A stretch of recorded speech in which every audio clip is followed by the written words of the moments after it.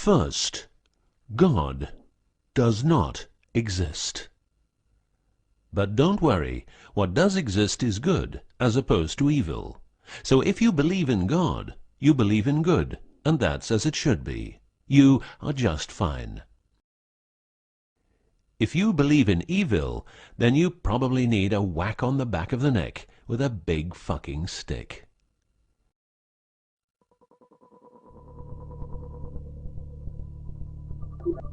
Around 5000 BC, we, Homo sapiens, were genetically modified by space aliens. These aliens first landed where the river Euphrates enters the Persian Gulf. The reason is that in that area, a high concentration of what is called monatomic gold is found in the seawater, while nowadays the highest concentration is found on the islands of Hawaii. The aliens were members of the Annunaki Empire, and were on a quest to find this metal that is supposed to enhance and repair all bodily functions and stop the body from aging. Monatomic gold is what is called a superconductive metal. Superconductivity means that if you transport, for example, electricity through a line made of this material, you would not lose any energy as a result of heat dissipation. So if you input 100% of energy, you also output 100% of energy. Now apply this principle to your brain, which is a huge, sensitive electrical machine. The monatomic gold makes your neural pathways act like quantum drive superhighways. This means that all your senses will receive input optimally. In turn, these inputs will be processed optimally, and those parts of your brain you don't use will become more active, so enhancing your memory, making you better understand problems, allowing you to sense evil, detecting lies, becoming telepathic, and even being able to time travel in your mind by seeing the past or the future.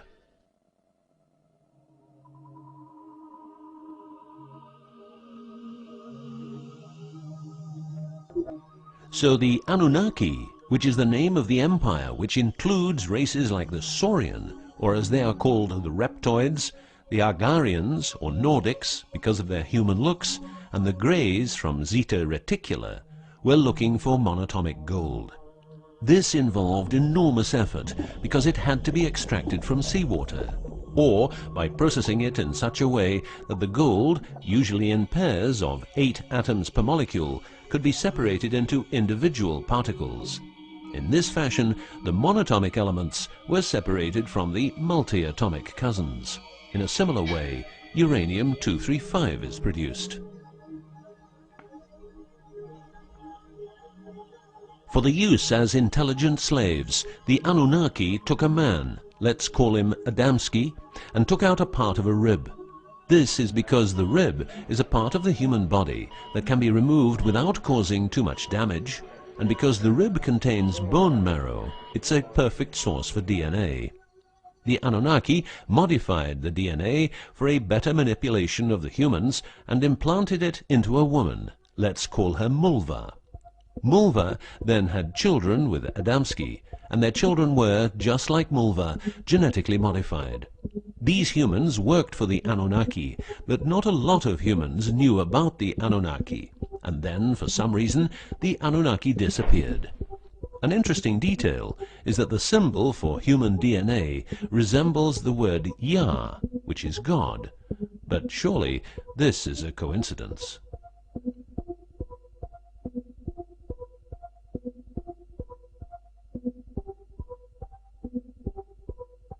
Now, some humans received part of the knowledge of the Annunaki. The last known humans were the Jewish people who carried the Ark on their journey from Egypt to the Promised Land. Before them, the Ark was in the lands of the Sumerians, Babylonians, and Tibetans. This Ark, not the Ark of Noah, was known to have powers beyond human imagination.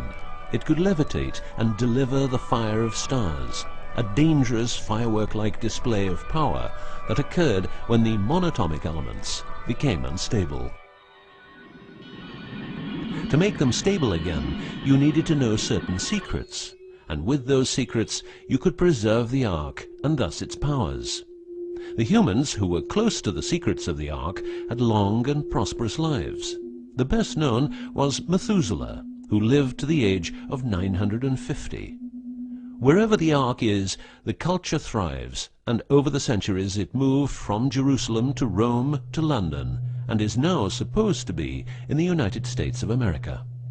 The Ark always moves west, and will always keep moving west. From the very beginning, the people who own the Ark have never given it away, and great care is given to preserve the bloodline's purity of the holders of the Ark. Renowned conspiracy theorist David Icke studied the bloodline of George W. Bush. This he traced back all the way to the Sumerians, a people who lived in the southeastern part of what is now known as Iraq, where the river Euphrates meets the Persian Gulf.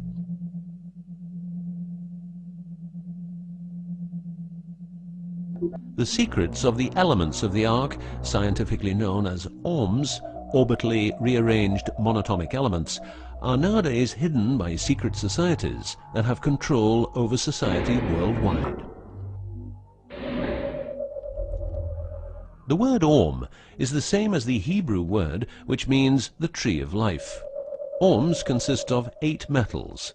These 8 metals are ruthenium, rhodium, palladium, and silver, known as the light platinum group, and osmium, iridium, platinum, and gold, known as the heavy platinum group. Gestation of these metals in monatomic form prolongs life and enhances and repairs bodily functions. By following what is called a wide-spectrum diet, we can provide our bodies with monatomic superconductive elements. In other words, by eating a lot of grapes, carrots, all blue and dark red fruit and vegetables, and also much other fruit, vegetables, and fish.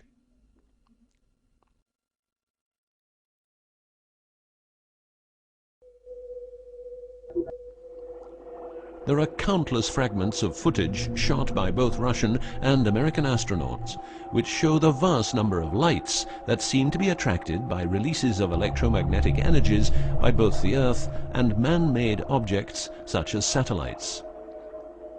In Building 8 of the Johnson Space Center in Texas, the USA, high-resolution pictures taken by satellites are photoshopped each day to remove proof of aliens.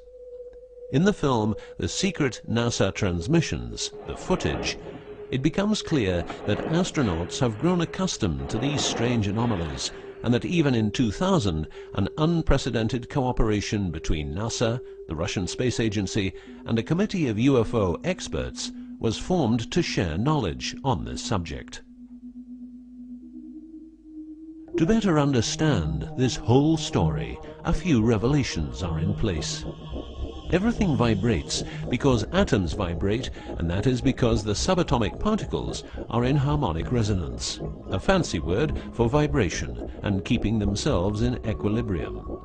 Gravity is vibration generated by the presence of mass, and it can be neutralized by altering the harmonic resonance of the gravitational field. In other words, if you generate vibrations, you can alter gravity, and with superconductive materials, the amount of energy needed for generating the vibrations is greatly reduced. A practical example of reducing one vibration with other vibrations is the use of anti-sound. If you instantaneously produce the exact opposite waveform that comes towards you in the form of sound, the sound will cease to exist. This is called destructive interference. One of the forms of creating anti-gravity is called auditive levitation, a method used by Tibetan monks to elevate rocks over 250 meters high and 250 meters distance. By arranging drums and trumpets extremely precisely, together with some 100 men chanting, all arranged in a precise manner, the monks, after about 5 minutes, could levitate a rock weighing a ton and place it exactly where they wanted it. Theorists around the world theorize that huge monuments like those of the Egyptians and Mayan people were built this way. Other examples of anti-gravity we find in the vast amount of UFO sightings. These UFO sightings are actually experiments run by governments in their search for anti-gravity propulsion. So, if the technique is known, why don't we all transport using anti-gravity propulsion? For each year of technological advance, the military advances 44 years. All science is merely a means to an end. The means is knowledge. The end is control. Who will be the beneficiary? What do they want? What they want is control. The establishment of a global economy which is totally predictable and can be manipulated in every sense. Ein Volk, ein Reich, ein Führer. What I am saying is that the vast majority of people is being controlled by the established upper class. I know this is like the plot of a bad movie, but stay with me for a minute. Anti-gravity exists. The ability for everyone to be a genius exists. Aliens exist, and much more efficient ways of producing energy exist. For example, the mighty engine, which produces the same amount of energy as a normal engine, but only using 5% of the fuel a normal engine uses. Or the PAP engine, which without fuel, only driven by the power of zero-point energy and a small amount of noble gases, can deliver 500 horsepower for a period of 10 years. Or the Maternita machine of the Maternita commune, which has delivered 3 to 4 kilowatts out of thin air for the last 20 years. What would be the consequences for the upper class if they lose their monopolistic knowledge? What would happen to them if people would know about the secrets they're holding for us? If I don't need any more gasoline, what would happen? If I don't need any more electricity or gas, what would happen?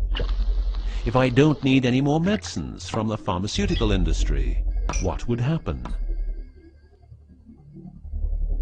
In order to ensure their powers, the upper class, some call them the Illuminati, handles a strict agenda. The agenda has the aim to prepare the world for world domination, beginning in the US and Europe. According to conspiracy theorists around the world, this is what they are doing as preparation. By the way, these people are extremely smart and fanatic, extremely rich, and they have tried it before. Then they were called the Nazis.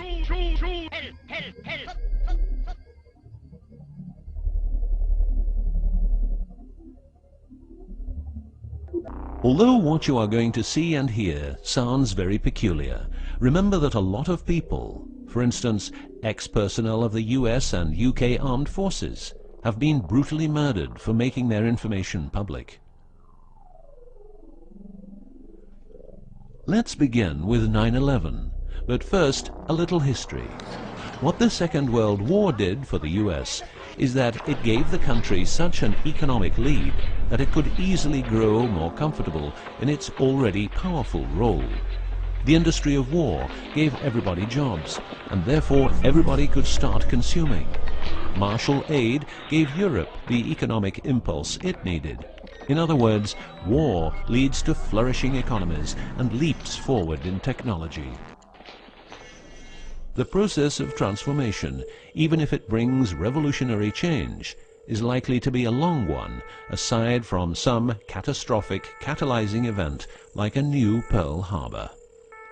These are the words of a neocon think tank whose members count people like Dick Cheney, Wolfowitz, and Donald Rumsfeld.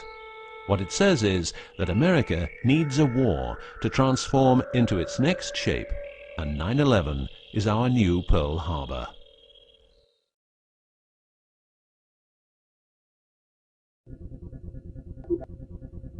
In the manipulation of people, one of the strongest weapons is to make people believe someone else did it. What I'm trying to say is that the US government is trying to make the people believe Osama did it. But did Osama do it? Did you know that 6 weeks before the WTC towers collapsed, the owner had a new insurance policy made up, ensuring that the owner, if the towers would collapse due to a terrorist attack, would receive the amount of $3.5 billion. The owner, because 2 towers went down, tried to claim 2 times $3.5 billion, but only received 2.2. What happened to building number 7?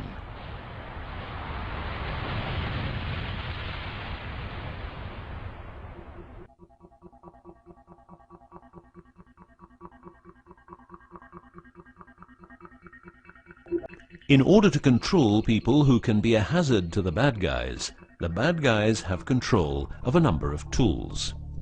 One of these tools is the remotely operated electromagnetic frequency weapon. These use microwave, ELF, extremely low frequencies,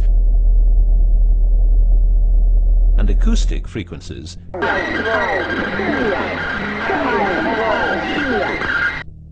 to covertly attack and harass innocent citizens. The use of frequency weapons on humans for behavioral control and murder is not new. For well over 50 years, neuro-electromagnetic frequency weapons have been perfected for their covert use in warfare. These classified, non-lethal or silent weapons, as they are known in the trade, have also been perfected by experimenting on an innocent and unsuspecting public since their early development. Directing a beam of frequencies to a human can cause a series of effects. A well-known effect is ELFs, causing nausea, headaches, wild racing heart without cause, sudden violent itching in different parts of the body. A frequency weapon can look like this, or like this. Its shape depends on how frequencies have to be directed to the target.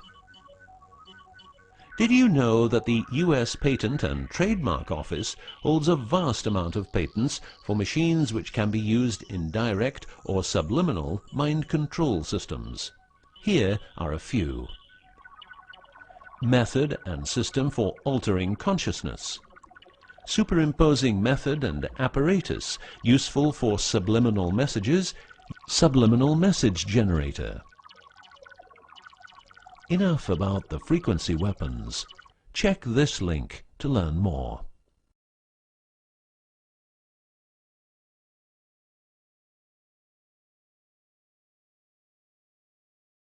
You will realize that to control people, you have to know what they are communicating. So in the 1950s, the UK and USA decided to set up the world's biggest espionage network to make sure all communications between Russians and spies or allies were monitored. This system has continuously been updated since the day it became operational. The system's name is Echelon and consists of a vast network of listening posts, extremely advanced computers, an enormous number of people, dishes, and taps. Echelon's computers capture every communication via internet, GSM, UMTS, landlines, TV and radio broadcasts, satellite communications, private, military, and diplomatic, and listens to every word. The computers work with a list of keywords, and when a message contains one or more keywords, the message is directed to a specialist who examines the message. If it is suspicious, further action may be taken. Echelon centers are around the world, but here are the best-known locations. Menwith Hill, North Yorkshire, England.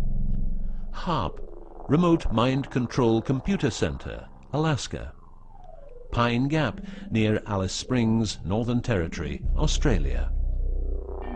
Pine Gap has a complex of radomes, a huge computer room, and about 20 support buildings. The signals analysis section of the computer room is staffed exclusively by CIA and NSA analysts. Within the USA, Australia and the UK, the NSA can plug into every telephone call and message entering, leaving or transiting the country.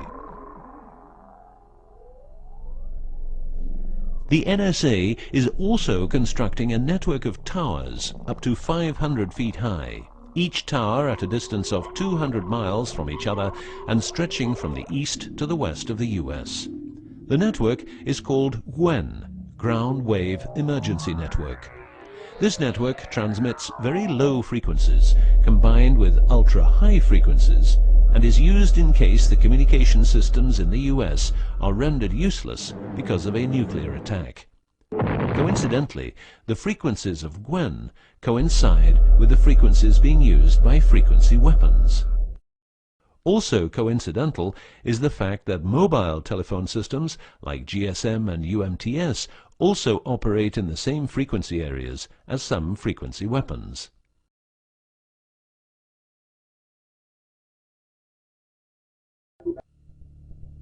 To further prepare for global domination, the secret US government, led by the corrupt holders of the Ark, also known as the Illuminati, or the New Global Union, or the New World Order, or just plain Nazis using the Eye of Lucifer as their symbol, has started building since the 1940s large bases with every commodity you can think of. These bases are basically large cities underground, connected by high-speed magneto-leviton trains that have speeds up to Mach 2. According to Phil Schneider, the black budget is a secret budget that garners 25% of the gross national product of the United States. The black budget currently consumes trillions of dollars per year. Presently, there are over 129 deep underground military bases, or DUMBs, in the United States. These underground bases were built using nuclear-powered laser drills that can drill 7 miles per day. Also, dedicated nuclear explosions were held to create large underground spaces. A lot of contractors work in these places, but never more than 3 to 4 weeks. Always under strict supervision, and before entering a site, they are warned that if they talk about what they see, it will cost them their lives.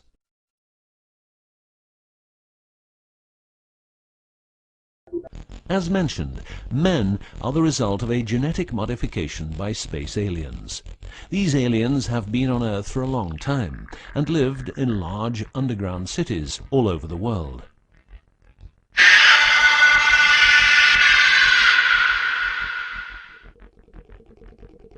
Collaboration with modern governments began as early as 1933 with the Bavarian Illuminati and Thule secret societies. And this collaboration was brought into America via the CIA, which was established with the help of American Nazi agents as well as European Nazis who were brought into America through Project Paperclip and other operations. It was agreed that the aliens and the upper-class secret government would help each other, as agreed in the 1954 Greada Treaty. By 1979, the aliens didn't respect the treaty at all, and it was in this year when, at Dulce Air Force Base, a huge underground base was being built, and during excavation, an underground alien city was discovered. There are several species of aliens working with the US at the Underground 7 level facility at the Alien US Government Biogenetic Research Base in Dulce, New Mexico. The reason they help the US government is because the aliens need space here on Earth for conducting experiments on humans and storing humans in suspended states for reasons unknown. In exchange, the aliens give the US government technology. Examples of these technologies are stealth aircraft, anti-gravity propulsion, genetic research, quantum technologies, computer technology, biological warfare, medicine, GSM, etc.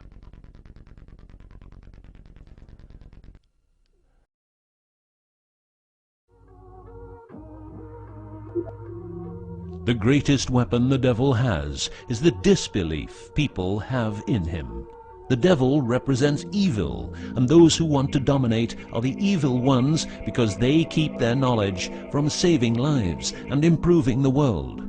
Instead, the evil ones will make the people more docile and stupid, using more tricks in order to achieve their goal, which is world and universal domination. The story of the aliens seems so unreal that, like the devil, it is subject to ignorance and ridicule, and that is its greatest weapon.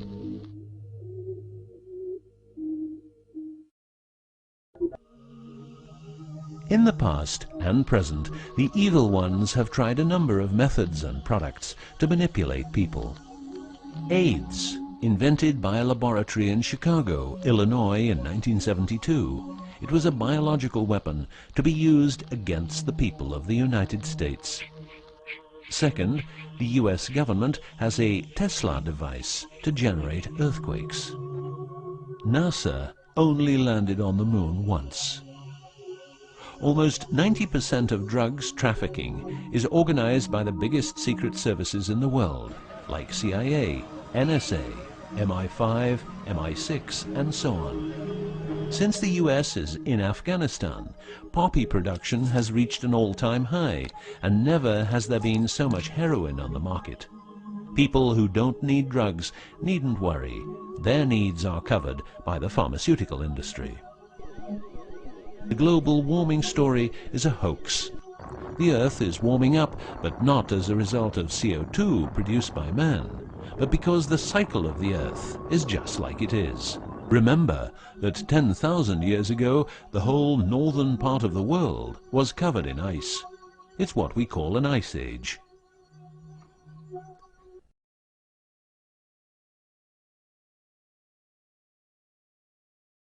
The Ark, in its recent form, started its journey in the deserts of Egypt and was carried to the Holy Land by the Jewish people.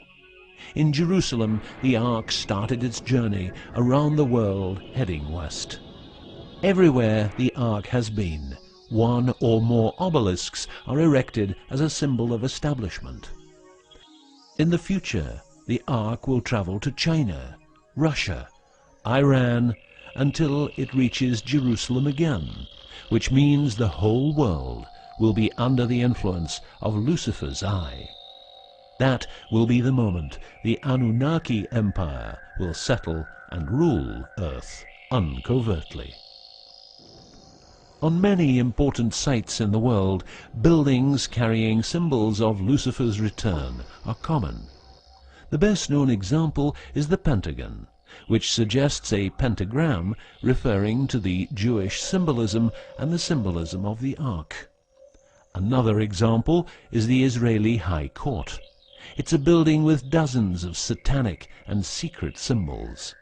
Like the eye of Lucifer, an inverted cross you can walk on. Its numerical anomalies. It was built in exactly 750 days. Used exactly 250,000 stones, all hand-laid, and was funded by the Rothschilds, the founders of the central banks and the World Bank. These buildings celebrate the coming of and will serve as headquarters for the evil ones. From here, every communication will be monitored.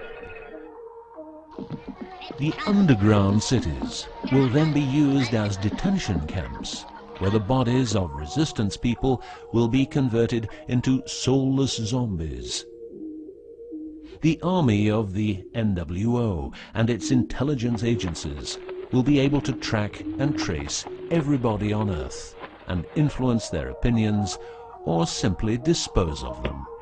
Socially, everybody will be watched by their neighbors and friends and mobbed if they have different opinions. The rich, richer and smarter, the poor, poorer and dumber, will support the pyramid with Lucifer's eye on top, as it has always been. This will be the future, and the future is now.